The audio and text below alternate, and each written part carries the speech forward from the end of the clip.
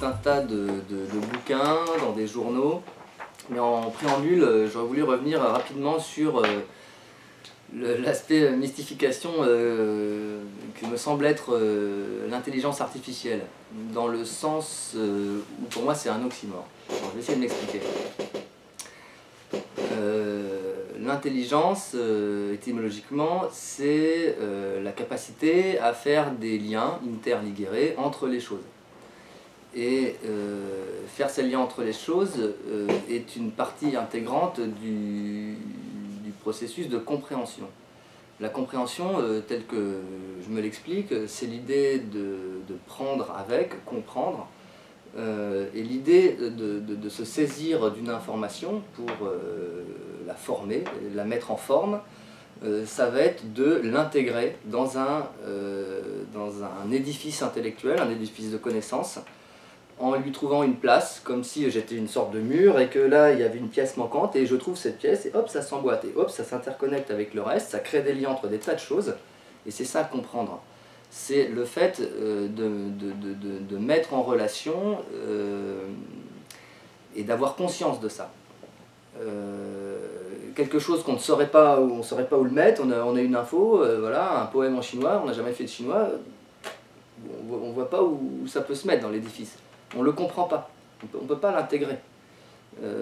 Pour moi, voilà, l'intelligence, donc ça participe au processus d'intégration de la connaissance par le comprendre et nécessite une certaine conscience. Toutes ces choses-là, on ne va pas les retrouver dans les machines, même si ça peut faire illusion. C'est sûr que le japonais, avec son Tamagotchi, alors plus il ressemble à quelque chose d'animal, comme un petit chien, ou même des fois quand c'est juste sur un écran, hein, il va avoir tendance à un moment donné, plus faire la différence entre cette machine qui marche avec des algorithmes et un être vivant. Et il se laisse croire que, mais il est devant une machine.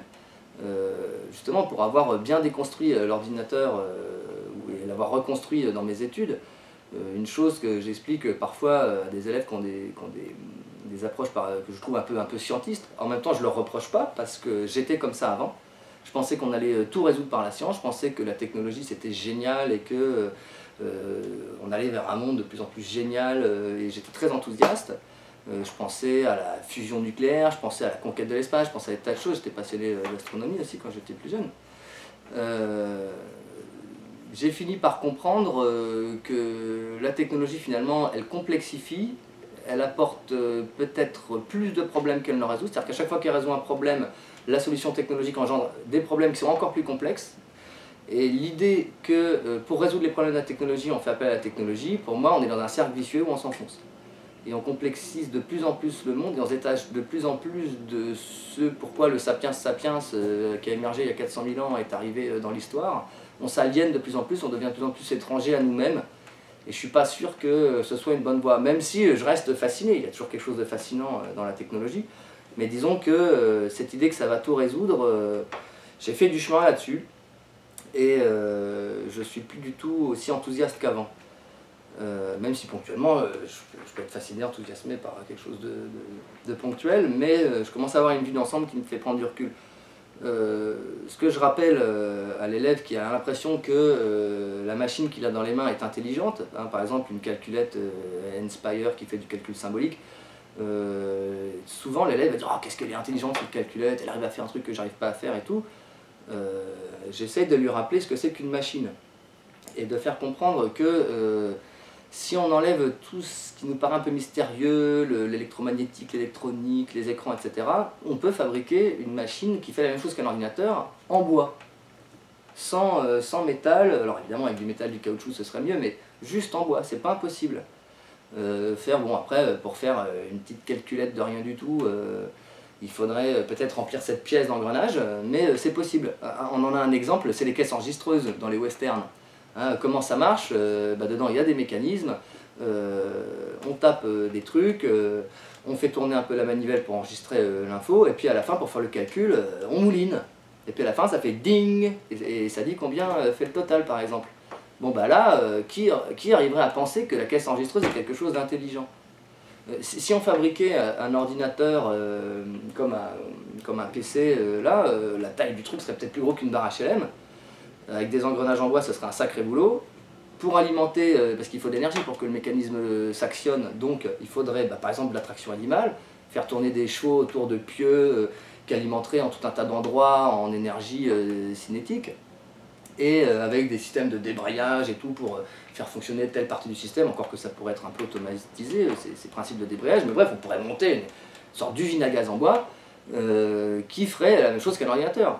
Et pour un écran, on pourrait imaginer comme les flap flap flap flap flap qu'il y a dans les gares et les aéroports, qui maintenant sont remplacés par des écrans la plupart du temps, mais juste il suffirait qu'il y ait 2 cases, une noire et une blanche, et on pourrait avoir sur un écran noir et blanc avec des plus ou moins gros pixels, mais après si on va faire un écran géant avec des pixels gros comme ça qu'on regarde de loin, on a l'impression vraiment de voir un film. Le rafraîchissement à 25 images secondes serait pas super évident à gérer sur le plan technique, mais à mon avis c'est possible. Donc en gros, on pourrait avoir une machine qui est alimentée par la traction animale ou par une manivelle, si c'est pas trop gros, et dedans que des engrenages en bois. Et qui ferait la même chose que se fait un smartphone ou un PC. Et là, qui aurait l'audace de dire que c'est intelligent? Dans quelle mesure on va dire que ce tas de ferraille, ce tas de bois est intelligent? S'il y a une intelligence dedans, je veux bien admettre ça, c'est l'intelligence de l'ingénieur ou des ingénieurs qui l'ont conçu. Il y a une espèce de cristallisation de savoir dans la machine. Mais la machine en soi, elle n'est pas intelligente, elle ne fait pas les liens entre les choses, c'est des engrenages qui tournent, point barre. Il n'y a pas de lien à faire. Oui, mais c'est une machine, elle apprend toute seule, voilà, le petit truc, là il bute dans les murs, l'aspirateur automatique, et puis il comprend la topologie, et puis... Mais c'est des engrenages. Il ne fait pas des liens, il ne comprend pas, et il n'a pas de conscience de ça. C'est une putain de machine, point barre, c'est tout. C'est un tas d'engrenages. Et ça, c'est vraiment important de comprendre ça, parce qu'aujourd'hui, on est dans un bluff total par rapport à ça. La plupart des gens sont tellement fascinés, et ils n'ont pas le recul technique pour se rendre compte qu'ils s'ébobissent devant des machines. Quelqu'un qui a la larme à l'œil devant un robot ou un Tamagotchi ou un truc comme ça, je comprends. Je crois que si je jouais le jeu, ça me ferait des sentiments aussi, mais je sais que tout ça est factice. Ça, je peux pas jouer avec ce truc-là quand je sais ça. Et je peux pas le prendre vraiment au sérieux, quoi.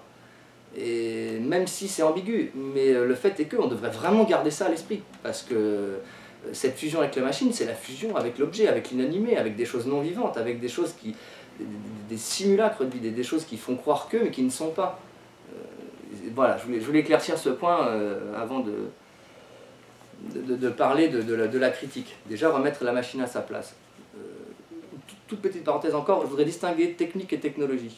Je ne suis pas contre la technique, je suis assez réticent avec la technologie et surtout la tournure que ça prend. Tiens d'ailleurs, ça me fait penser à un oubli majeur dans la première partie, c'était l'aspect marchandisation de l'info. L'essor de la cybernétique est super lié au fait que ce n'est pas que des enjeux de pouvoir, mais c'est aussi des enjeux de business par rapport à la marchandisation de l'info. Et si le big data explose en ce moment, c'est vraiment lié au fait que c'est une résurgence pour le capitalisme, un ballon d'oxygène. Le truc, c'est que c'est vraiment un des moteurs et qui fait que ça dénature le projet initial tel que le Wiener met en garde, ça lui échappe complètement parce que c'est digéré, recyclé et mis en place par le capitalisme pour rebondir, s'affiner, avoir une emprise encore plus forte dans nos vies, etc. Oui, je disais technique et technologie. La technologie, c'est pour ça que je repensais à ça, c'est parce que la technologie, c'est pareil. Qu'est-ce qui pousse un bricoleur du dimanche, ou même un gars passionné qui aurait les moyens, il va fabriquer des trucs pour s'amuser ou par rapport à ses besoins. Mais il ne va pas s'installer des espèces de lames de fond comme l'arrivée du portable, comme l'arrivée du smartphone, comme ce genre de choses qui sont imposées par le capitalisme, qui a besoin qu'on consomme ça pour son économie. Et ça, c'est un moteur d'entraînement qui est monstrueux. C'est surtout pour ça que ça part à déraper. C'est pas la peine d'avoir recours à des idées maléfiques, de gens qui conspirent pour prendre la main, mettre la main sur l'humanité ou des choses comme ça. Peut-être des malades que ça excite, ce genre d'idées, mais ils sont pas organisés au niveau mondial pour créer ça vraiment. Cette convergence d'intérêts, elle est intimement liée à tout le business qu'il y a derrière, à l'effet d'entraînement qu'il y a derrière. C'est aussi le capitalisme qui est en crise là, depuis les années 70, financiarisation de l'économie pour donner un ballon d'oxygène, virtualisation de l'économie, et puis même l'économie virtuelle, elle se mord la queue. En 2008, ça commence à déconner, sachant que ça avait commencé avant, en fait ça avait commencé en 2001, mais avec les guerres qu'il y a eu derrière et tout, ça a relancé la machine, mais tout juste quoi. Et là on arrive dans une période de crise intense, Et voilà pourquoi l'innovation devient si omnubilante, si importante, si nécessaire à la survie du système.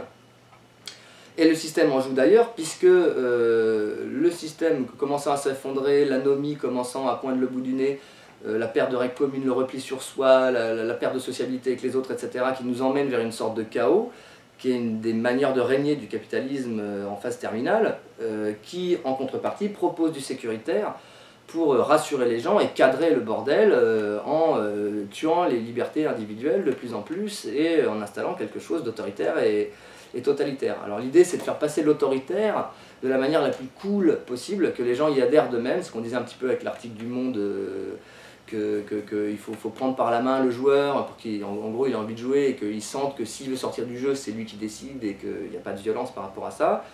L'idée aussi d'IBM qui réinstalle les projets qu'ils ont un peu toujours eu entre guillemets, mais d'une manière sans passer par des dictatures à caractère militaire, fascisantes, etc. Mais derrière il y a quand même le même aspect totalitaire qui se met en place. Bref, je reviens sur technique et technologie juste pour dire que la technique, dans la mesure où c'est maîtrisable, par exemple le vélo, même si le système technologique a tendance à déconner, s'effondrer, bugger, ou si simplement on passe à autre chose parce qu'on en a marre de détruire la planète et qu'on en a pris suffisamment conscience en masse, de passer à autre chose, d'abolir l'argent, d'abolir tout un tas de structures liées à ça, au monde du business qui nous entraînent vers une pollution généralisée, une sorte de fin de la vie, à laquelle les transhumanistes répondent en disant mais on va s'intégrer dans la machine, c'est ça notre survie. En gros, bon, cette vie-là, moi, ça ne me dit rien, je préfère la vraie vie. Enfin bref, pour dire que même dans des circonstances où on est en totalement post-capitalisme, ça reste intéressant, la roue, le vélo, des choses qu'on sait bricoler nous-mêmes, avec lesquelles on est capable d'être autonome quand on maîtrise le mécanisme, on n'est pas obligé d'être l'ingénieur qui l'a conçu pour le régler.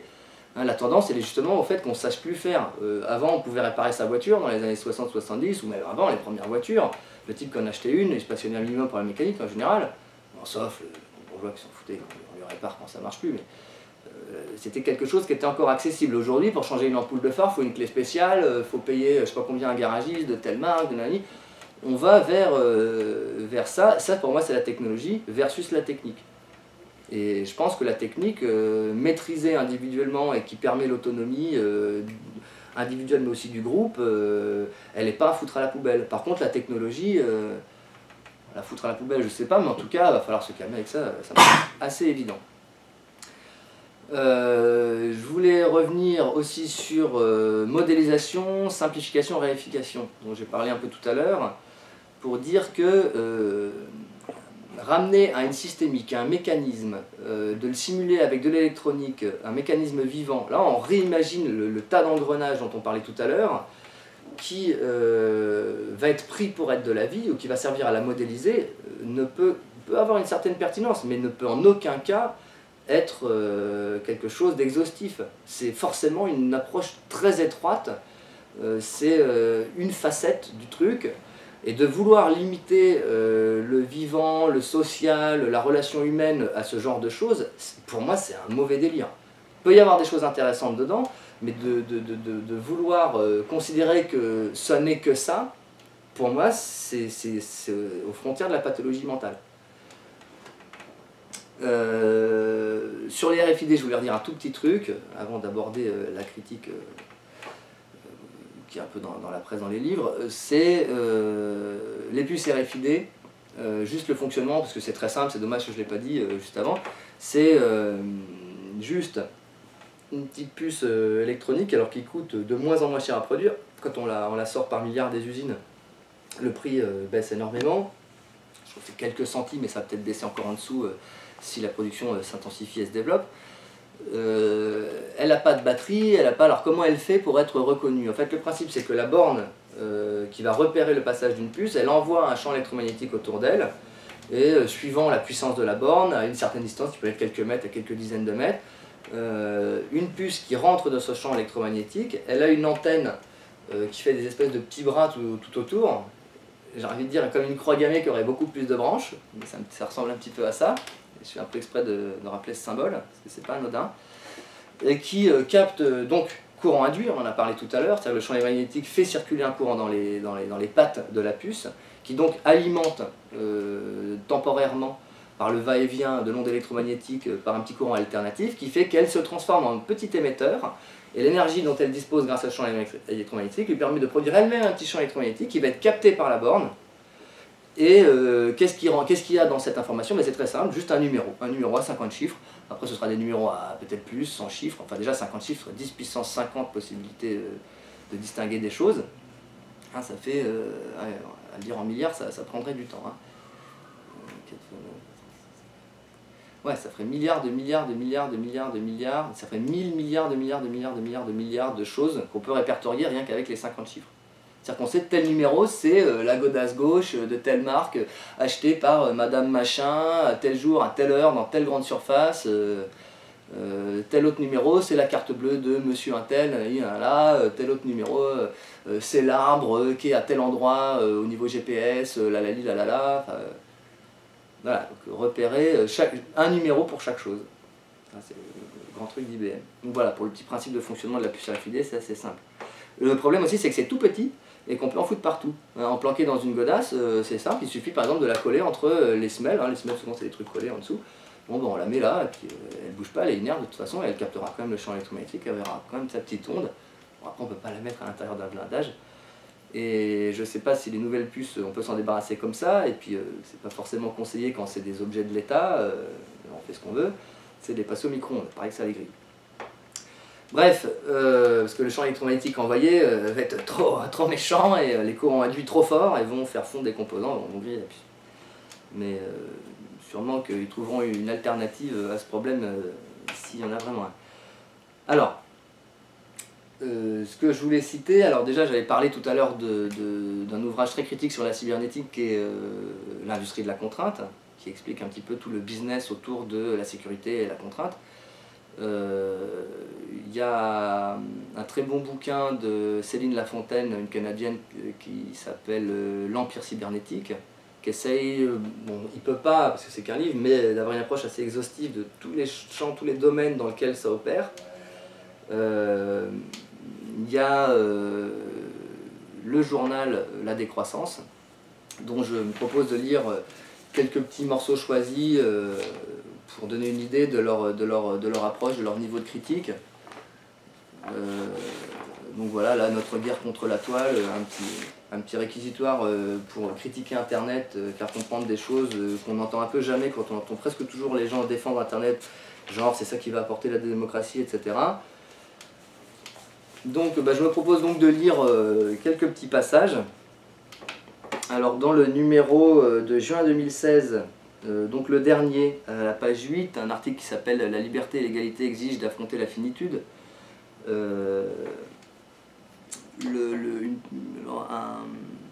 Un auteur est interviewé, s'appelle Quentin, membre de Lieu commun. Voilà, on n'en sait pas plus. Bref, il dit... La politique ordinaire est le domaine de la gestion, est devenu le domaine de la gestion et non plus de la décision. Alors, je vais faire une petite parenthèse là-dessus. L'aspect cybernétique, d'une certaine manière, condamne la politique et l'humain dans le sens où tout va devenir gestion. Et en politique, il ne s'agira plus de prendre des décisions, mais il s'agira d'optimiser la gestion. Et toute question politique, finalement, tend à régresser à l'état technique. Une question politique devient finalement une question technique d'ajustement dans le système dans lequel on essaye d'arriver à une sorte d'équilibre. Donc, négation complète de la politique. Tout devient affaire d'appareils, de logique, de rouage, d'ingénierie, de machinerie. Dans ce contexte où tout devient automatisé, les institutions comme les comportements, le fonctionnement entre guillemets parfait de la machine appellent naturellement le technicien. Qui dit technicien dit expert, et sa prétention au entre guillemets, savoir exact exige donc le pouvoir du peuple et ses opinions, fondement de l'autonomie collective, fondement de la démocratie. Et c'est même précisément pour cela qu'il n'y a plus de entre guillemets, grand choix qui oriente l'organisation de nos sociétés. Tout le monde est pris dans un emballement anonyme, une machine infernale, une méga-machine, au sens de Lewis Mumford, auquel je renvoie méchamment, ainsi que tout un tas d'auteurs assez critiques sur la technologie, et qui donnent un ballon d'oxygène à la critique aujourd'hui qu'on ne retrouve pas du tout dans le mainstream. Et dans ce livre, il y a une vingtaine de penseurs dont la pensée est... on a tenté de la résumer, un auteur... Enfin, une personne essaye de résumer le travail d'un auteur en étant un peu spécialiste, et dedans il y a Lewis Mumford, bien sûr. En ce sens, c'est l'efficacité qui prime dans les discours, mais dans les faits, on se rapprocherait plutôt du total disregard for efficiency, mépris total pour l'efficacité, de Hannah Arendt. Bilan, les gouvernements successifs perdent à des rythmes accélérés leur légitimité, et la société sous nos yeux se défait, se disloque peu à peu de l'intérieur comme de l'extérieur. Mais il ne faudrait pas avoir dans la technocratie seulement quelques blouses blanches aux commandes, c'est plutôt la domination, la fascination, l'investissement de la technoscience considérée comme seul domaine de l'intelligence humaine, capable d'entretenir l'illusion du progrès. Et cela à l'échelle de tout un chacun, l'usage permanent et intensif des technologies induit des corps, des comportements, des habitudes, des mentalités et des réflexes nouveaux, où disparaissent la maturité, la responsabilité, la lucidité, la créativité, l'imagination. Ce qui est promis, c'est l'omniprésence, l'omnipotence, l'omniscience, bref, la pulvérisation des limites, la toute-puissance, soit les attributs du divin. C'est un cercle vicieux qui entraîne une demande de surenchère technologique partout, y compris et surtout là où se sécrète notre humanité, les rapports sociaux. Les gens ne savent plus avoir des amis, se donner rendez-vous ou se rendre à un endroit inconnu sans une assistance informatique qui nécessite toute la chaîne industrielle mondialisée. Il ne peut pas y avoir d'écologie et encore moins d'intelligence dans ce cadre-là. Alors, moi je voudrais rajouter un petit truc, c'est justement sur la critique. Il y a des gens qui vont dire ouais mais le portable c'est pas vraiment un problème, c'est parce que les gens sont inconscients, ils savent pas s'en servir, ils se désocialisent parce qu'ils ont un usage qui est mauvais.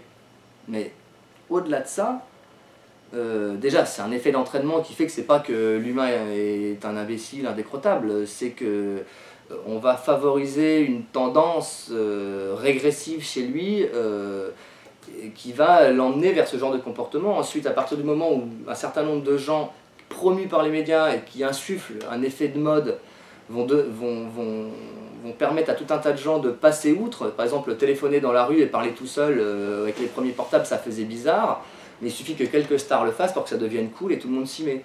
Et il y a plein de barrières comme ça qui tombent sans arrêt et qui font que les comportements se normalisent en allant de plus en plus loin. Et les gens qui étaient un peu choqués par ça, finalement, prennent le pli au bout d'un moment. Ensuite, le portable en soi pose un problème énorme, quelle que soit l'utilisation, parce que pour fabriquer un portable, il fallait toute la société industrielle qu'il y a derrière, les ingénieurs, l'informatique, la production Foxconn qui esclavagise des gens pour sortir ça en masse en Chine, ensuite la raréfaction des métaux rares, des métaux précieux, le pillage, l'extractivisme à outrance, le pillage de la nature, ensuite tout le réseau de téléphonie qui a besoin de mettre en place, donc des opérateurs de téléphonie, donc des bornes relais dont on a fini par admettre que ça causait des problèmes de santé et qu'on a écarté d'un rayon de au moins de 200-300 mètres des écoles. Mais qu'on retrouve quand même sur les bâtiments, à Montpellier, à Paris ou partout, et les gens qui vivent dessous, il y en a, ils vont passer au travers sans rien avoir, mais en moyenne ça va leur faire des problèmes. C'est comme il y a des gens, ils fument toute leur vie, ils n'ont pas le cancer, mais bon, l'idée, c'est on ne peut pas imposer à tout le monde de la fumer, quoi. Alors le truc, c'est comme c'est immatériel les ondes, on ne fait pas gaffe, mais ça joue sur tout un tas de trucs, je ne vais pas rentrer dans les détails. Donc il y a tout ce réseau-là qui est nécessaire, les satellites, donc envoyer des... Enfin, en fait, le portable, il est impossible à enlever de la société dans laquelle on vit, qui est en train de s'emballer et de nous emmener dans le mur. Dans ce sens, le portable n'est pas neutre. C'est pas l'utilisation qu'on en fait qu'on pose problème, c'est l'objet en tant que tel qui déjà pose problème. Et puis, j'ai même pas parlé du recyclage. Parce qu'en général, les portables, ils se retrouvent, comme pas mal d'électronique, enterrés dans des trous en Afrique, et les gens ont le cancer dans un rayon de 40 bornes autour, les nappes phréatiques sont polluées, etc., etc. Donc il y a tout ce système-là qu'il faut bien prendre en compte avec le portable. Il ne s'agit pas juste de dire ça dépend comment on s'en sert. Alors, je voulais citer un autre passage d'un article, cette fois de décembre 2015, janvier 2016, dans un article page 3 qui s'appelle « La marche macabre du cybercapitalisme ». Mon article vraiment super, mais je suis obligé de choisir des extraits, sinon ce serait trop long. L'Internet des objets qui résout tout. Alors là, gros clin d'œil à IBM. IBM, ils veulent la puce RFID, mais dans leur projet Smart, c'est qu'ils veulent que les objets soient communicants. Autre exemple d'objets communicants, très parlant, par exemple le frigo avec le frigo Wi-Fi, c'est-à-dire qu'il se connecte tout seul à Internet, Il sait reconnaître la puce RFID, parce qu'il a sa borne RFID intégrée, de la plaquette de jambon industriel qu'on a ramené de Carrefour. Et il va regarder à quel rythme on mange le jambon. Il va faire des stats et tout. Et par exemple, quand on veut faire les courses, il dit tiens, qu'est-ce que je pourrais acheter? Le frigo va dire ah bah tiens, il n'y a plus de jambon. Ou d'habitude vous en achetez 3, là vous en avez acheté 2. Mais en même temps, c'est dommage, je fais une promo à Carrefour en ce moment, ils en vendent 4 pour le prix de 2. On rentre là-dedans quoi. Et les objets finalement qui étaient à notre service, le frigo, on ouvre la porte, on règle le thermostat et voilà quoi. Bon, sans compter que maintenant il est traite au nano-argent. Enfin, alors, je vais digresser, je ne vais pas le faire. Et qui est un biocide extrêmement puissant et qui pose plein de problèmes. Et on ne peut pas l'enlever. Et tous les frigos sont en train d'être traités comme ça parce que ça empêche le développement de bactéries et de champignons. Et bon, d'un autre côté, on y perd pas mal aussi au niveau santé avec cette saloperie. Bref, le frigo tout d'un coup devient d'une certaine manière un peu autonome, commence à avoir de l'emprise dans notre vie, à nous faire des suggestions, des propositions, des conseils, va nous rameuter de la pub, ou alors c'est la pub, elle va arriver sur le courriel ou je sais pas, mais le frigo est un maillon dans la chaîne. Tous les autres objets autour de nous, l'appareil photo, il a un GPS intégré, quand on prend une photo, avec la 4G qui arrive, ah bah tiens, c'était pas prévu de parler de ça, mais c'est quand même bien rigolo. J'ai reçu ça là dans un courrier en tête avec République française là. J'ai été assez surpris de trouver ça dans ma boîte aux lettres là, il y a 2 jours. La 4e génération 4G téléphone mobile se déploie dans votre quartier. Donc capacité supplémentaire, répondre aux besoins croissants, nouveaux contenus et usages. Je dis que les trucs en gras. Alors attention par contre, bon, ça balance quand même du trapu au niveau électromagnétique, donc ça affecte la réception des chaînes de télé. Alors tous ceux qui ont des antennes râteaux, hein, pas de panique, on trouvera des solutions, mais bon en même temps, hein, vous êtes un peu con parce qu'avec la DSL, le télésatellite, le câble et la fibre optique, il n'y a aucun problème. Mais les gens qui font de la réception hertzienne, ça va perturber. Alors pour y remédier, bien sûr, un dispositif d'assistance et d'intervention immédiate, hein, il aurait pu avoir la télé quand même, un objet fondamental de la propagande et de notre immersion dans tout le bordel qu'on explique depuis tout à l'heure. Donc on a un numéro là, non surtaxé, prix d'un appel local, et si on a un brouillage avéré, intervention d'un technicien gratuitement dans les 3 jours maximum. Voilà. Qui c'est qui finance les interventions? D'ailleurs, l'État fait la coordination, met à disposition le téléphone et envoie les courriers. Donc ça coûte quand même de l'argent aux contribuables, mais les interventions sont gratuites parce qu'elles sont financées par les opérateurs de téléphonie qui nous montrent la 4G sans nous demander notre avis et vont nous polluer la gueule avec leurs ondes électromagnétiques, encore pire qu'avec les antennes relais habituelles, et sans parler des problèmes aussi de la Wi-Fi. Pour dire, on est dans cet élan de l'internet des objets qui résout tout, et avec la 4G, le frigo va être en capacité de se brancher directement sur la 4G, il a son petit modem intégré. L'appareil photo, avec cette 4G, il pourra carrément envoyer les photos qui sont prises avec les coordonnées GPS, reconnaissance des visages des personnes qu'il y a sur la photo, ou des lieux s'il y a un changement ou quoi. Ça permet de récupérer une info hallucinante. Les objets, d'une certaine manière, s'indépendantisent, les machines commencent à interagir les unes avec les autres, et nous, dans tout ça, on n'a plus trop le contrôle. Mais il paraît que c'est pour notre bien, c'est plus pratique, c'est cool, c'est la mode. Voilà, donc pour l'Internet des objets qui résout tout, petite parenthèse. L'Internet des objets qui résout tout, c'est une société cybernétique où le bétail humain est géré par des machines interconnectées et des algorithmes surpuissants. L'Internet des objets, alors là, c'est une citation de Jeremy Rifkin dans son livre « La nouvelle société du coût marginal zéro, l'Internet des objets, l'émergence des communaux collaboratifs et l'éclipse du capitalisme ». Il est rigolo, lui, avec l'éclipse du capitalisme, parce que là, on est en plein dedans, comme jamais. L'Internet des objets connectera tout et tous dans un réseau mondial intégré. Pour alimenter en big data son système nerveux planétaire, on fixe déjà des milliards de capteurs sur les ressources naturelles, les chaînes de production, le réseau électrique, les réseaux logistiques, les flux de recyclage, et on en implante dans les logements, les bureaux, les magasins, les véhicules et même les êtres humains.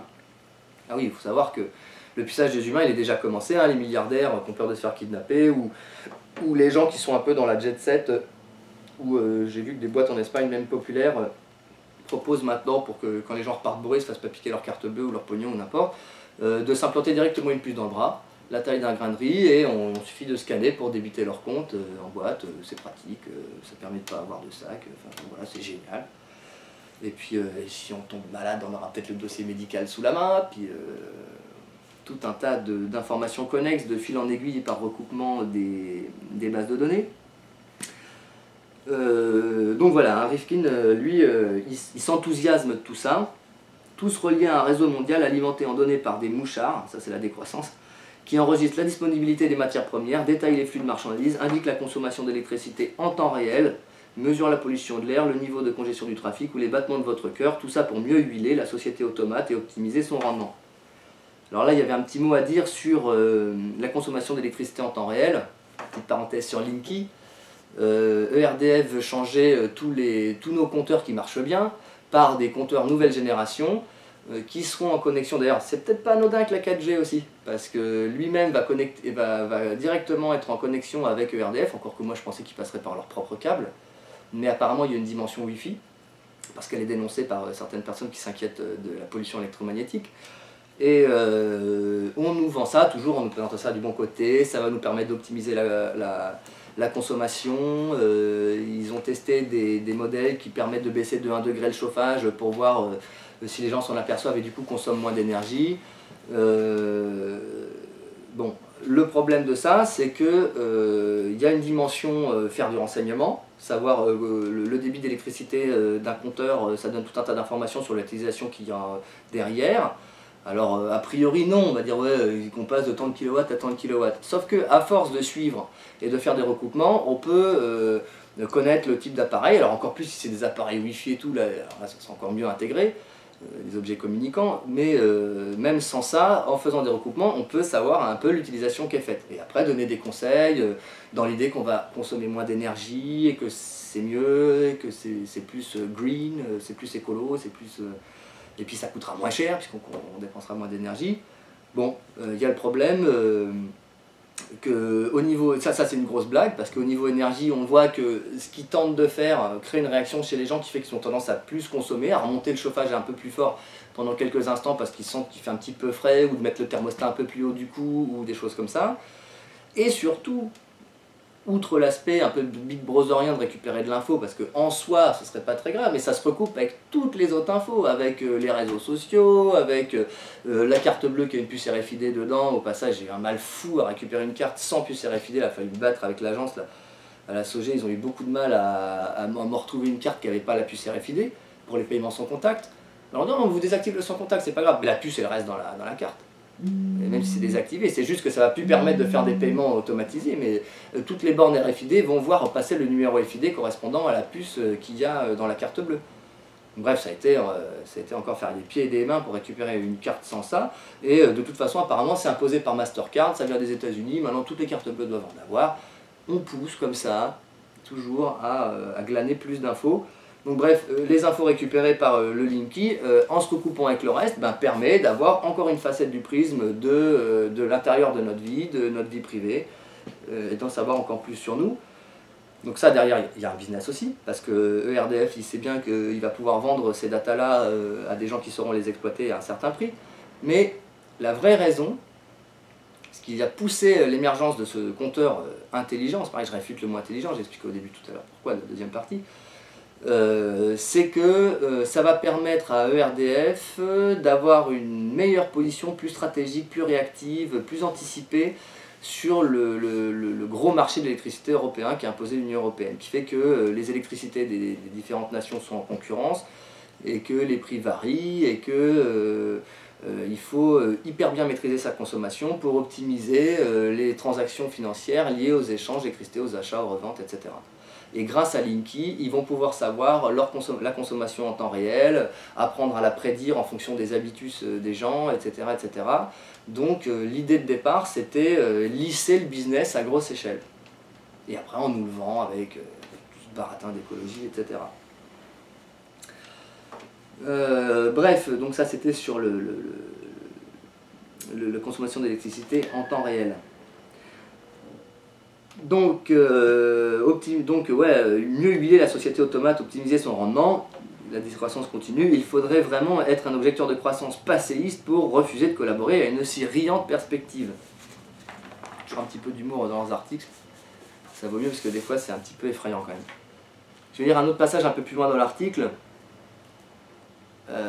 Sur le gigantesque marché donc, du cybercapitalisme, tout pourra faire l'objet d'une transaction. La sphère marchande s'entend déjà de nouveaux domaines jusque-là épargnés et les rapports sociaux deviennent toujours plus utilitaristes. Plutôt que de prêter bêtement un outil à votre voisin, louez-le sur un site. Plutôt que de prendre cet autostoppeur sans le sou, vendez une place sur un site pour rentabiliser votre voyage en voiture. Plutôt que de garder des cadeaux par respect pour ceux qui les ont offerts, revendez-les immédiatement sur un site. Hein, on voit bien que les pratiques sociales sont de plus en plus utilitaristes, de plus en plus marchandes, de plus en plus gestionnaires. Après, il ne faut pas s'étonner que les liens se brisent, que les familles ne tiennent plus, que les couples ne tiennent plus, que l'amour filial s'éteint un peu, que les amitiés deviennent plus intéressées, et tout un tas de choses. Un peu plus loin, des entreprises comme Google, Amazon, Facebook, où convergent plus d'1 milliard de personnes par jour. Ça fait un humain sur 7. C'est vraiment énorme. Apple et Microsoft, les fameux GAFAM, donc Google, Amazon, Facebook, Apple, Microsoft, collectent plus de données sur la population mondiale que n'importe quel service secret et acquièrent un pouvoir qu'aucune organisation n'avait jamais détenu jusqu'ici. Les technophiles persuadés que la technologie est libératrice, que grâce à Internet émergera un modèle d'organisation horizontale, ouverte, transparente, sans hiérarchie, débarrassée du salariat, servent parfaitement les entreprises de la Silicon Valley qui œuvrent à ce que ce soit l'humanité entière qui finissent absorbés par l'écran total et à ce que le monde soit reconfiguré selon leurs intérêts. Le projet politique de Mme Thatcher triomphe, la société n'existe pas, selon sa célèbre formule libérale, elle n'est qu'un agrégat d'atomes excluant toute idée de corps social. Et à la fin de l'article, résumons-nous, donc le journaliste au passage c'est Pierre Thiessé, qui est le journaliste de la décroissance. Résumons-nous, le cybercapitalisme nous rend toujours plus dépendants à un gigantesque système technique et aux quelques multinationales qui contrôlent Internet. Nous perdons toujours plus d'autonomie, incapables de répondre à nos besoins de base, sans passer commande sur une plateforme numérique, incapables de vivre sans prothèse informatique. Notre existence est toujours plus rationalisée, gérée par des algorithmes. La marchandisation des rapports sociaux s'intensifie. La précarité et l'anomie, c'est-à-dire l'absence de règles communes, s'accélèrent. L'utilitarisme et le calcul envahissent des relations qui se font moins désintéressées, moins spontanées, et qui passent par l'intermédiaire d'un écran. Le spectacle est toujours plus total. Aussi, petit clin d'œil à deux bords du coup. Voilà, et alors, bon, il y aurait plein d'autres exemples. Hein, je dirais que presque dans chaque numéro de la décroissance, on peut trouver un article qui parle de près ou de loin du cybercapitalisme, de l'aspect cybernétique, de l'aspect contrainte de la technologie, etc. Ils font d'ailleurs souvent des clins d'œil à Pièces et Main d'œuvre, qui est un collectif informel grenoblois, qui sont un petit peu au cœur de la résistance contre le Skynet, qui est en devenir. À savoir que dans la cybernétique aujourd'hui, on a des gens qui sont aussi à cheval sur le transhumanisme, comme Kurzweil, qui prédisent pour un avenir proche le Singularity Point, qui est le moment où la machine aura acquis une pseudo-intelligence mécanique qui lui permettra de prendre le pas sur l'humanité et en gros qui deviendra la référence, et nous d'une certaine manière on sera obsolète, on aura, et ce sera justement l'engouement pour les prothèses, augmenter son cerveau, rajouter des mémoires, etc. Pour tous ceux qui ont très envie de tout ça, je conseille fortement le visionnage de la série qui s'appelle Black Mirrors, qui fait réfléchir un petit peu sur ce que ça peut donner sur le plan social. Sachant quand même à dire que cette série est profondément défaitiste et en gros nous explique que ce sera comme ça et pas autrement et qu'on n'aura pas d'autre choix que de s'y adapter. C'est un petit peu le message sous-jacent dans cette série qui ne m'a pas plu, mais en même temps ça confronte à des choses qui, créant un décalage avec la situation actuelle, en faisant juste un petit bond en avant, nous permet de nous rendre compte qu'on n'est pas prêt à accepter ça, et c'est bien parce que ça évolue d'une manière continue et douce.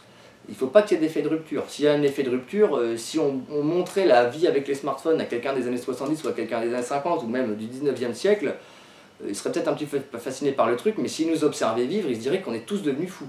Et il aura un peu raison, à mon avis, quoi. Ce qui fait qu'il faut créer une sorte d'acceptance de toute cette camelote de marchandises technologiques dont le système capitaliste a besoin pour faire tourner son économie, qui a toujours besoin de croissance, sinon tout s'écroule. Et donc, je reviens sur ce collectif, Pièces et Main d'œuvre, qui a un site internet, on mettra en incrustation dans la vidéo, dont d'ailleurs la collection Négatif aux éditions L'Échappée reprend un certain nombre d'auteurs, dont je parlais dans la première partie. Donc on alimente un site internet, ils ont une lettre d'information qu'on envoie un mail toutes les semaines, 2 semaines, et même si personnellement je ne suis pas d'accord avec tout ce qu'ils disent, on développe une critique qui est extrêmement intéressante sur le système technologique et sa cybernétisation permanente, croissante. Et ils éditent aussi tout un tas de brochures, comme par exemple celle-ci, sur laquelle je vais revenir un petit peu, mais il y en a une quantité dingue, je ne sais plus, j'en ai fait au moins une cinquantaine, à savoir que on peut les commander sur leur site ou par courrier, mais tous les textes qu'ils produisent, tous les livres qui sortent, comme ils ont donné un coup de main aux éditions Le Monde à l'envers, par exemple, pour sortir la reproduction artificielle de l'humain, qui montre que le meilleur des mondes est déjà commencé, tel qu'Aldous Huxley nous prédisait dans les années 30. Les textes sont en ligne gratuitement sur... oui, on aurait pu montrer le bouquin à la limite, hein, mais les textes sont accessibles hein, sur le site de Pièces et Main d'œuvre. Tout est en accès gratuit en fait. Après, c'est pour le plaisir d'avoir la brochure, de prendre des notes dedans, de pouvoir l'emmener à la plage. Voilà, moi j'ai pas de smartphone, je consulte pas internet dans le sable. Bref, dans cette petite brochure, alors il y en a vraiment tout un tas sur tout un tas de sujets. Il y en a une excellente sur le Wi-Fi. À tous les gens qui disent mais le Wi-Fi ça fait rien, bah eux ils montrent que si, parce qu'ils s'appuient sur des documents officiels, ils s'appuient sur des procès qu'il y a eu. Ils montrent que Grenoble qui s'est équipé en Wi-Fi à toute vitesse pour être la ville qui avait les 4 arrobas, la première de France, etc. a été obligé de reculer, qu'ils ont été obligés de l'installer, de le désinstaller de certaines bibliothèques où très peu de gens l'utilisaient finalement, alors qu'il suffit de proposer un câble qui sort du mur, qui se branche dans n'importe quel ordi, tout le monde a des ports Ethernet ou des ports USB, donc ça sert vraiment à rien le Wi-Fi, c'est vraiment pour le fun de déplacer l'ordi sans qu'il soit au bout d'un fil, ça n'a vraiment aucun sens. À la limite le déconnecter là, le reconnecter là. Enfin. Et le problème c'est que dans le personnel de la bibliothèque, il y a des gens qui avaient des problèmes de santé et les médecins ont dit mais si c'est à cause de ça. Et depuis qu'ils les ont désinstallés, ils ont résolu le problème. Et le fait d'en avoir mis des bornes publiques un peu partout dans la ville, mais c'est un peu partout pareil, hein, à Montpellier, à Paris, etc., à Lyon, il y en a de plus en plus, Nantes, ils sont en pointe là-dessus. Bref, c'est pareil, on va peut-être finir par revenir en arrière sur ces trucs-là. En tout cas, la brochure de Pièces et Main d'œuvre est assez bien sur ce sujet. Et aussi, le truc, c'est que c'est des gens qui sont très carrés, très rigoureux. On peut contester parfois ce qu'ils disent, parce que des fois, il y a de l'interprétation, mais il y a une source documentaire extrêmement fiable qui est incontournable. Alors, dans Au doigt et à l'œil, ils reviennent sur la vidéosurveillance et le texte du début, bon, je ne vais pas le lire ici, mais qui est vraiment super rigolo. C'est une lettre ouverte à Henri Chabert, un homme qui n'a rien à se reprocher. C'est un garçon de café qui est interviewé, qui a 53 ans, qui est interviewé par le journal Le Dauphiné Libéré, le journal local, pour dire que bon, bah, lui, ça ne le dérange pas parce qu'il n'a rien à se reprocher, qu'il y a des caméras partout, des puces, des machins. Et ils lui font une lettre pour lui répondre en disant mais toi, tu as sûrement compris des trucs qu'on n'a pas compris, mais voilà, nous on va t'expliquer un peu comment on voit le truc. Et c'est assez long, hein, ça fait une dizaine de pages. C'est bourré d'humour et ça explique des tas de choses, entre autres. Lire un petit passage là pour dire que cette volonté de contrôle, cette mise au pas cybernétique, elle ne se fait pas que par la publicité, les stars de mode qui passent des barrières en disant mais en fait faire ça c'est cool, etc. Il y a aussi le rôle de l'État qui a toujours accompagné le capitalisme historiquement et qui va imposer, ne serait-ce que par exemple de déclarer nos impôts sur Internet maintenant. Moi personnellement, je ne suis pas d'accord dans le sens où la Constitution nous garantit le secret des correspondances et on sait très bien que tout ce qui transite sur Internet est dupliqué, archivé, analysé par des puissances étrangères autant que par l'État français, la NSA en première ligne évidemment, et que du coup c'est pas constitutionnel de nous obliger à déclarer nos impôts en ligne. Et puis plein de trucs, la plupart des démarches administratives, comme ça on vire des fonctionnaires, on vire de l'emploi. Bon après, est-ce que c'était un métier génial? Est-ce qu'il faut remettre en cause l'idée du fonctionnariat et tout? Ça c'est hors débat. En attendant, il vaudrait mieux faire avec. Surtout avec les problèmes de chômage et tout. Enfin bon, après ça nous entraînerait trop loin de partir là-dedans. Mais bref, ils reviennent donc sur cette volonté de contrôle total qui se traduit par le renforcement de dispositifs législatifs. Et ils disent à ce garçon de café, rappelle-toi, en disant on a vu se mettre en place le plan Vigipirate en 1995, qui est toujours en vigueur, la vidéosurveillance dans les lieux publics, les contrats locaux de sécurité, le fichier national automatisé des empreintes génétiques, mis en place en 1998 pour les délinquants sexuels, étendu en 2003 à la quasi-totalité des délits, la loi de sécurité quotidienne 2001, mise en place pour 3 ans mais toujours en vigueur, la loi de sécurité intérieure 2003, l'état d'urgence de novembre 2005 prolongé jusqu'en février 2006, et là on y est à nouveau, et puis cette fois pour on ne sait pas combien de temps, ils veulent même rentrer ça dans la Constitution, La nouvelle loi antiterroriste de Nicolas Sarkozy, votée la semaine dernière, le passeport biométrique est sans contact à partir d'octobre 2006, la carte d'identité biométrique bon, qui est présentée au printemps 2005 mais qu'on attend pour l'instant, sans compter les dispositifs purement technologiques déjà mis en place ou en projet, vidéosurveillance, repérage des individus via satellite, via leur téléphone portable, implant de puce électronique sous la peau, surveillance des télécommunications et d'internet, développement de la biométrie et autres RFID. Puis depuis, l'OPSI 2, loi renseignement, nouvel état d'urgence, enfin voilà, on est dans la plaine, on est sur une autoroute là, et ça s'enchaîne, ça s'enchaîne, ça s'enchaîne. Tout ça étant, je l'ai expliqué un peu tout à l'heure, hein, le problème de créer du chaos pour créer un totalitarisme autoritaire qui ne dit pas son nom, qui est une autorité où on adhère par nous-mêmes d'une certaine manière, conduit par la peur et par l'envie d'être assuré ou de combler un manque. Parce que plus on s'aliène, plus on est dans le mal-être, plus on a tendance à essayer de combler ça par une réponse de technologie ou de consommation de marchandises, alors même que c'est le problème, et qu'on fait que s'enfoncer là-dedans. Bref, dans cette petite brochure, il parle de tout un tas de choses, il parle notamment de Gixel, qui est le lobby de l'e-administration et de la biométrie.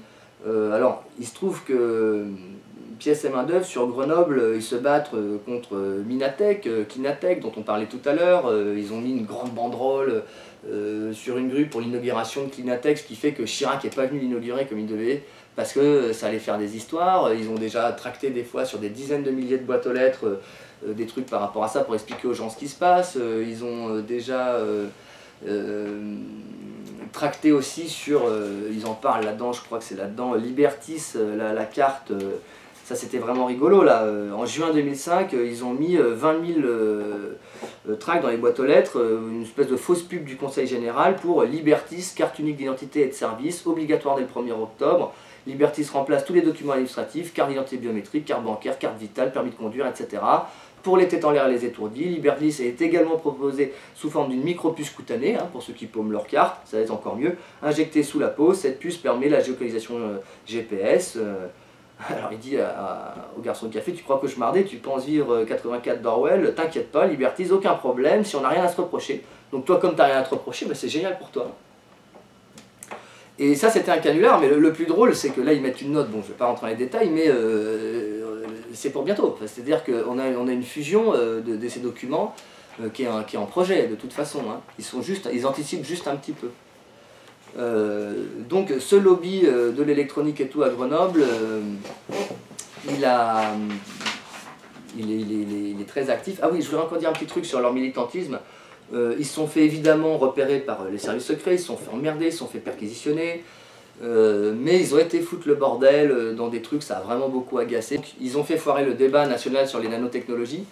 C'est-à-dire que ils se sont fait fouiller à l'entrée et tout, mais ils sont organisés avec les nanas qui mettaient des morceaux de banderole dans le soutif, enfin bon je vous passe les détails, et ils ont fait des interventions qui allaient un peu dans le même sens, dans un débat comme ça qui a complètement tourné court parce que les gars en face ils étaient là pour faire un pur moment de propagande, ils n'ont pas pu du tout. Et ça a été un vrai fiasco, ce qui fait que les médias qui devaient relayer, dire regardez c'est génial, la population c'est démocratique, tout le monde est d'accord, etc. Bah, ils n'ont absolument pas pu, donc ça a énervé en haut lieu. Et ils font aussi des interventions avec des masques de chimpanzés, et ils s'auto-appellent les chimpanzés du futur. Alors on ne sait pas trop qui c'est, mais c'est des gens qui sont proches de PMO, qui débarquent comme ça dans tous les colloques sur tout ce qui est NBIC, hein, la convergence des neuro, informatico, bio, technologie, quoi. Et puis le C c'est pour sciences cognitives. Pour dire que l'humain augmenté, c'est pas un humain augmenté, c'est un humain diminué, qui est plus capable de rien foutre tout seul, qui a besoin de prothèses électroniques de partout, et qu'au lieu d'être augmenté, il est diminué, qu'eux ils sont fiers de ne pas vouloir se prothéser, et que dans le futur, quand tous les humains seront top géniaux, auront des exosquelettes, seront très forts, très intelligents, avec des mémoires externes et tout, bah eux ils seront réduits à l'état de chimpanzés, donc eux ils s'autoproclament les chimpanzés du futur, fiers de l'être. Ils passent un message, et ils sont extrêmement bien documentés sur qui sont les intervenants, quel est leur discours, comment contredire ce qu'ils disent en se basant sur des documents scientifiques de collègues à ces gens-là, ou même parfois en montrant les contradictions internes de leur discours. Ils préparent leur coup à l'avance, ils sont super forts. Et en général, ils font rigoler les lycéens, parce que souvent dans ces genres de réunions, il y a toujours une petite classe qui traîne pour montrer, regardez comme c'est la démocratie, regardez comme le monde de demain est génial. Et ils viennent foutre le bordel là-dedans. Alors bref, là donc ils dénoncent le lobby Gixel. où se trouvent le CEA, Leti, ID's Lab, Atmel, Bull, Radial, Thales, on en parlait tout à l'heure avec Hypervisor. Et ils dénoncent, là ils mettent en annexe dans leur brochure le livre bleu, grand programme structurant, proposition des industries électroniques et numériques au gouvernement français en juillet 2004. Alors le document c'est hallucinant à lire, mais bon je vais juste vous donner une toute petite partie, parce que c'est toujours chiant de lire des trucs. C'est la partie acceptation par la population. Donc c'est leur document. Hein. Ils disent « La sécurité est très souvent vécue dans nos sociétés démocratiques comme une atteinte aux libertés individuelles. Il faut donc faire accepter par la population les technologies utilisées et parmi celles-ci la biométrie, la vidéosurveillance et les contrôles. Plusieurs méthodes devront être développées par les pouvoirs publics et les industriels pour faire accepter la biométrie. Elles devront être accompagnées d'un effort de convivialité, par une reconnaissance de la personne et par l'apport de fonctionnalités attrayantes. Pour ceux éducation dès l'école maternelle. Les enfants utilisent cette technologie pour rentrer dans l'école, en sortir, déjeuner à la cantine, et les parents ou leurs représentants s'identifieront pour aller chercher les enfants. Ils avaient déjà d'ailleurs mis en test au self de je sais plus où, là, il fallait poser la main, ça reconnaissait les lignes de la main, et c'est ça qui délivrait un plateau pour aller au self. Et les gamins l'ont foutu, regarde, ça fait des histoires. Mais le truc, c'est qu'à force de l'imposer, et surtout en l'apprenant au tout petit, ça va être des habitudes de vie qui vont être prises par une génération et qui ne remettra pas ça en cause. Introduction dans des biens de consommation de confort ou des jeux, téléphone portable, ordinateur, voiture, domotique, jeux vidéo. Développer les services cardless à la banque, au supermarché, dans les transports, pour l'accès Internet. La même approche ne peut être prise pour faire accepter les technologies de surveillance et de contrôle. Il faudra probablement recourir à la persuasion et à la réglementation en démontrant l'apport de ces technologies à la sérénité des populations et en minimisant la gêne occasionnée. Là encore, l'électronique et l'informatique peuvent contribuer largement à cette tâche. Bon, derrière, voilà, il y a des gros business, les lobbies, c'est pour vendre leurs trucs, ils ont leur chaîne de montage là-bas. Grenoble est un haut foyer de l'électronique européenne, avec plein de départements R&D. C'est là aussi qu'il y a l'école que j'ai faite, qui est dans l'IMAG, l'Institut de mathématiques appliquées de Grenoble, en connexion avec les grands centres de recherche américains et européens. C'est d'ailleurs appelé la Silicon Valley européenne, la vallée de Grenoble. Parce que dans tout le bassin grenoblois, dans les vallées qu'il y a autour, s'épand toutes ces industries. D'ailleurs aussi, les élèves qui sortent de l'INPG, l'Institut National Polytechnique de Grenoble, les écoles d'ingé, l'École nationale supérieure d'ingénieurs, il y en a une bonne partie qui vont directement, qui restent sur place en fait pour alimenter cette Silicon Valley à l'européenne. Je voulais relire un autre petit passage de ce livre bleu, très vite, l'identité numérique. Si l'on considère les utilisations potentielles d'une identité numérique dans le domaine de l'administration électronique, on peut citer les exemples suivants qui concernent le domaine de la carte à puce en tant qu'outil d'identification et d'authentification, le permis de conduire à puce, le passeport et visa à puce. Ce projet est particulièrement urgent compte tenu de la pression des autorités américaines pour l'utilisation d'une puce sans contact dans le passeport. Projet européen de carte de santé, le domaine de la santé est une priorité en e-Europe 2005. La notion de carte de santé européenne, la carte grise à puce sans contact, intégrant les opérations de maintenance des véhicules par exemple, la carte d'identité. Voilà, donc pour dire tout ce que ces gens-là réclamaient en 2004, on peut se rendre compte 12 ans plus tard qu'il y a pas mal de choses qui ont déjà avancé. Et que voilà, ils réfléchissent beaucoup à cette notion d'acceptance, c'est-à-dire qu'il ne faut pas que les masses tordent le nez, il faut qu'elles adhèrent, il faut qu'elles trouvent ça cool. Il faut même qu'il y ait une espèce d'effet de mode du genre les premiers qui l'ont sont les gens les plus cool, sont les gens qui montrent l'exemple, sont les gens qui se facilitent la vie, tout le monde doit faire comme eux. Donc voilà, c'est beaucoup plus sympa que de nous foutre un flingue sur la tempe pour nous dire maintenant tu vas faire comme ça. Alors il me restait une petite partie à faire là sur Google, parce qu'on a parlé de tout un tas de choses, mais il fallait peut-être quand même parler un peu de lui en particulier à la fin. Qui est devenu tellement omniprésent dans la tête des internautes que maintenant, limite, les gens ils disent pas aller sur Internet, ils disent aller sur Google. Parce qu'ils commencent par aller sur Google pour aller n'importe où. Tu tapes des mots-clés, qui d'ailleurs interprètent de plus en plus ce qu'on écrit. Google qui nous enferme de plus en plus dans une bulle. J'en ai déjà parlé à des amis qui sont chercheurs, et des gens pourtant rompus à l'exercice de recherche, à chercher dans les archives, etc. Qui ne se rendent pas compte que l'utilisation permanente de Google fait qu'ils sont profilés, analysés, et on va leur proposer des informations qu'on estime bien typées pour eux.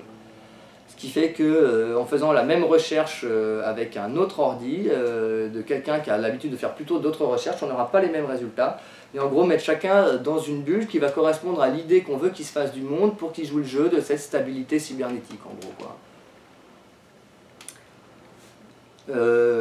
Cybernétique aussi pour dire facteur d'hétéronomie, j'avais pas expliqué le vocabulaire à un moment donné je crois, hein, pour dire que l'autonomie c'est la faculté de se faire son propre nomos, sa propre loi, et par opposition l'hétéronomie, c'est-à-dire que la loi vient de l'extérieur, c'est-à-dire que l'humain hétéronome, il est complètement dépendant d'un système qui lui explique les règles du jeu. Là, ça renvoie à l'article de 1948 qui disait le jeu de l'homme, auquel on ne pourra plus faire autrement que de jouer. Et puis la notion, à partir du moment où on est hétéronome, de la perte de contrôle de notre destinée, autant sur le plan individuel que sur le plan collectif. Alors, pour Google, hein, vous savez, l'entreprise partenaire de l'État américain, de la NSA, dans le programme PRISM d'espionnage universel, la machine à gouverner qui sait tout de nous, qui investit d'énormes capitaux dans la mise au point de l'homme augmenté, du cyborg, du surhomme électronique. Hein. Google, ils sont à fond dans le transhumanisme, ils sont sur tous les projets de bibliothèque mondiale, sur des projets d'induire les comportements des gens. Je ne sais pas si vous avez déjà entendu parler de, par exemple, c'est pas, non, Google Service, c'est pas ça. C'est Google Advance ou Google, Smart Google ou je sais plus quoi en fait, je me rappelle plus le nom. C'est peut-être Google Smart Advance. Mais bref, le truc c'est que si on se monte un compte en plus de tous les comptes qu'on peut se monter sur Google, le truc par exemple, grâce à rien que les données qu'il récupère par le smartphone, il connaît plein de nos habitudes et par exemple il sait qu'on aime les entrecôtes grillées au grill ou au barbecue. Et suffit d'être, en revenant de rando de montagne, le téléphone va nous envoyer un message pour nous dire « Ah bah là, à 300 mètres de toi, il y a un super promo barbecue entre côtes d'1 kilo, de ouf, ah bah tiens, on va aller faire ça, bah tiens, ça me dit bien !» Ou recevoir les résultats de foot, parce que t'as pas regardé les résultats de foot, t'as pas regardé le match en direct sur ton machin ou quoi, ou t'es pas géolocalisé à côté d'un gros écran dans un bar en terrasse ou quoi. Il va te dire, ah au fait, ton équipe là, elle a commencé à jouer, elle vient de marquer un but et tout, va suivre le match, oh merci Google. Et en fait le truc c'est de te faire penser, en essayant d'analyser ce que tu aimes bien, en gros d'induire ton comportement et de te dire tiens fais ci, tiens fais ça, tiens, plein de suggestions, qui fait que si on accepte ces suggestions et puisqu'on les trouve cool, ben on rentre dans les rails, de plus en plus. Et alors je voulais vraiment focaliser, parce qu'on pourrait en parler longtemps de Google, hein. Il y a des bouquins là-dessus qui sont complètement hallucinants hein, sur tout ce que ça cache, tous les contrats qu'ils ont autour d'eux, dans quoi ils investissent, etc. Je vais juste parler pour finir d'un livre qui a été sorti donc, par son PDG Eric Schmidt et par le directeur de Google IDs, Jared Cohen, qui s'appelle The New Digital Age, Reshaping the Future of People, Nation and Business, hein, c'est-à-dire le nouvel âge digital, le refaçonnage du futur des peuples, des nations et du business. Les plans évoqués dans ce livre concernent en premier lieu la police des populations. Ils font vraiment une fixette sur ça. Et les premières choses qu'ils mettent en avant, c'est l'idée du No Hidden People Allowed. C'est pas de gens cachés permis. Le danger de la société de demain est identifié, c'est l'humain qui se cache. C'est l'humain qui joue pas le jeu. C'est l'humain qui, voilà, un peu comme moi, qui n'a pas envie de passer au smartphone parce que je sais que si j'acquiers un smartphone un de ces jours, moi j'ai un petit outil comme ça qui a plus d'une dizaine d'années, qui marche encore très bien. L'obsolescence programmée n'a pas encore fait son œuvre ou alors elle n'était pas encore au point dans cette boîte à ce moment-là pour ce modèle en tout cas. Mais je sais très bien que si je brise mon téléphone, alors je me débrouillerai pour récupérer le même parce que ça se vend d'occasion, mais Bouygues va tout de suite me sauter dessus pour me proposer à 1 € le dernier smartphone, je ne sais quoi. Je sais que si je commence à l'utiliser, je vais me créer un besoin et après j'aurai la flemme de déplier une carte, etc., etc., etc. Je vais m'hétéronomiser en fait. Et je sais que je ne vais même pas m'en rendre compte et je vais trouver ça cool au début. Et j'ai pas du tout envie de mettre le doigt dans l'engrenage parce que je sais où ça mène. Bref, les gens comme moi, les gens qui veulent pas déclarer leurs impôts sur internet et qui préfèrent payer 15 balles d'amende pour l'instant parce que c'est tout ce qu'on risque, mais à mon avis ça va se durcir avec le temps, eh ben on va être particulièrement fichés, identifiés comme des gens rebelles, des gens subversifs, des gens qui veulent pas jouer le jeu, des gens qui seront un grain de sable dans la mécanique et qu'il faudra éradiquer par la contrainte ou par la séduction. Alors, je voudrais revenir sur le sommaire de ce livre. Bon, c'est assez rapide, hein, mais juste parce que je trouve ça extrêmement parlant. Il y a 7 parties. Donc, au-delà des États pour l'interrogation Google. La première information fondamentale tient dans le sommaire. Donc, nos futures personnalités. 2. Le futur de l'identité, de la citoyenneté et de l'information. 3. Le futur des États. 4. Le futur de la révolution. 5. Le futur du terrorisme. 6. Le futur du conflit, du combat et de l'intervention. Ça rigole pas. 7. Le futur de la reconstruction. Donc le rôle des États est questionné par l'ordre même des chapitres qui laisse penser que la révolution et le terrorisme pourraient bien avoir raison des États et qu'il faudra donc en venir à un combat qu'il faudra gagner pour la reconstruction, entre guillemets. Les deux auteurs posent Google en stratège clé d'une lutte contre-insurrectionnelle généralisée, dont le chapitre 5, le futur du terrorisme, constitue le point crucial. L'ambiance générale de l'ouvrage est à l'image du conditionnement socio-psychologique et politique que nous promet le nouvel âge digital, entre guillemets, vanté par les auteurs. Nous sommes assiégés par des révolutionnaires qui veulent empêcher les États, les peuples et les entreprises d'esquisser l'aurore d'un futur nouveau. Les nouveaux ennemis sont des terroristes, groupes comme individus, les États voyous, les hackers, les cyberactivistes. Plusieurs pages sont consacrées à l'idéologie subversive de Wikileaks et de son fondateur Assange, et les, entre guillemets, anarchistes en général. Et après, la recension du livre fait carrément une critique sur des parallèles qu'on peut faire avec le Troisième Reich, que je trouve assez intéressant. Donc, en conclusion de cette recension, que je conseille vivement à la lecture, dont on proposera un lien aussi incrusté dans la vidéo, la conclusion, le totalitarisme du XXIe siècle est déjà là. Le nouvel âge digital annonce à l'évidence une nouvelle forme de politique de contre-insurrection globale. Ce qui reste impensé, comme le disent Schmitt et Cohen dès la première phrase de leur ouvrage, est le mode effectif selon lequel les nouvelles formes de contrôle vont s'exercer sur l'individu, par l'individu lui-même et au-delà. Depuis chaque individu sur et contre tous les individus qui l'entourent, dans une vision totalitaire, nous débordons là des cadres de l'autocensure, un concept périmé. Voici une vision politique plus profonde qui ne voit l'individu que selon son profil digital. Le cybermonde devient premier par rapport au monde physique. L'individu ne peut exister que s'il a parfaitement intériorisé la répression et le contrôle, non pas dans le but de se soumettre à une autorité qui lui voudrait du mal, mais parce que telle est la condition nécessaire pour avoir accès à ce qu'offre le cybermonde de positif, c'est-à-dire la consommation. Pour avoir droit à ces, entre guillemets, biens, à ces marchandises, à voyager en avion, il sera en effet obligatoire d'avoir son smartphone et son profil virtuel sur un réseau social, pas seulement sa carte bleue, sans oublier qu'il sera interdit de crypter ces messages, non parce qu'ils pourraient être subversifs, mais parce que le simple refus que nos messages soient lus révèle déjà de la subversion. Cet ouvrage n'est pas l'œuvre de Quidam, ces deux individus sont à la tête de la société privée aujourd'hui idéologiquement la plus puissante de la planète. Son ambition affirmée est explicitement de contrôler la totalité des flux d'informations sur la Terre. De là à y contrôler, y compris les États et leurs citoyens, il n'y a qu'un pas dont ce livre montre comment il s'accomplit. Sous nos yeux encore aveugles. Voilà, et en conclusion de conclusion, c'est un article de la décroissance d'avril 2016, en page 5, article qui s'appelait Ultramoderne solitude, où on voit que les gens se noient dans leur smartphone. La toute petite fin, un titre qui s'appelle « Comment résister au cybercapitalisme ?» et qui dit « Ce qui spécifie l'humanité, c'est notre capacité à prendre en main notre destin. Quand les nouvelles technologies prétendent nous remplacer, l'espèce humaine doit réaffirmer sa spécificité. C'est nous qui faisons notre monde pour nous. Il faut qu'ensemble nous gardions la main sur ce que nous faisons. Un processus qui nous fait perdre l'initiative et qui nous rend dépendants va à l'encontre de l'espèce humaine. Nous sommes là pour prendre en main notre destin, pas pour nous en départir, pas pour confier aux machines le soin de décider de notre vie et de notre destin. »